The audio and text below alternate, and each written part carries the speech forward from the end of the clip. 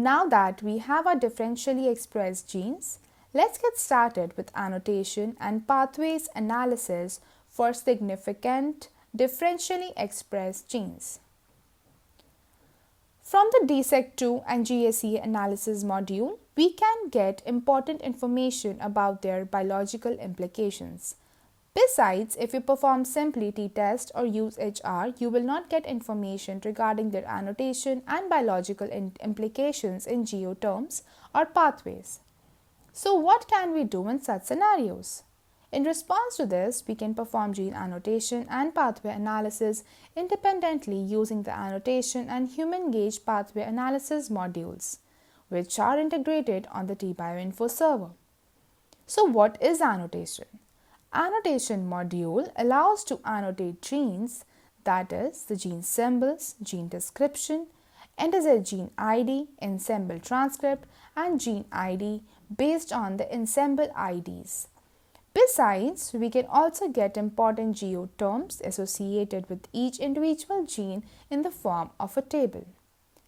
To build an annotation pipeline, let's select Utilities section on the TBioInfo server to perform annotation for the given list of genes with their ensemble IDs. Next, we can upload data using the Upload File option.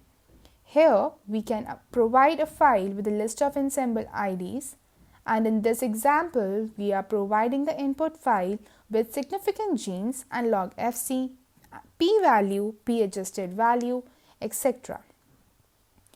Once the data gets uploaded, click on the Continue button and then start to build the pipeline. Then select Annotation. Here you need to set the following parameters. For the database, first you need to choose a database for annotation. We are choosing by default option. Output geo categories. Next, you need to choose yes or no if you want to get information related to geo terms for each individual gene in the output.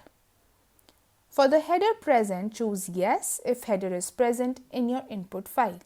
And for number of columns with ensemble ID, mention the column number where you can have your ensemble IDs. The annotation output results provide us with important information for each individual gene. That includes a gene symbol, a gene description, NZ gene ID, ensemble transcript, and gene ID, as well as geo terms. Once we have a list of significant genes with gene symbols and differential expression measures, which includes fold change value, next we can perform the pathway analysis using the human gauge module of the TBioInfo server. It will provide us with the complete pathway figure and which genes get upregulated or downregulated in the pathway from our list. To run the pathway analysis, first you need to select the Utilities module on the server and then upload the input file for pathway analysis. After uploading the input file, click on Continue and start to build the pipeline. Next, click on the Human Gauge module where you need to set some of the parameters as mentioned below. For call header, select Yes.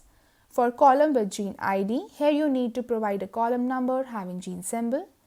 Column with differential expression measure, here you need to provide a column number having log FC or fold change value. And for the statistics type, choose non-parametric if you provide input file from the DSEC2 or HR or Wilcoxon test results. For gene set, click pathway if you want to get a pathway, or you can choose GO if you want that. For expression change direction, choose both direction. For FDR threshold, you need to provide FDR value that is equal to 0.05 if you want only significant pathways. At this step, maybe you can choose a much higher 1 or 2, so you will obtain all pathways and then you can select significant pathway from the table. After completing the pipeline, you will get results in the zipped folder. You need to download the zipped folder where you will find the images for each pathway and a.txt file which provides you a pathway ID with corresponding p-values and adjusted p-values, which indicate whether your list of genes are significantly enriched in the pathway or not. Now let's look further at the pathways. And to get more insights and understand the annotation and pathway analysis pipeline in greater detail, you can visit lesson number 9 under the transcriptomics course on Omics Logic Learn portal.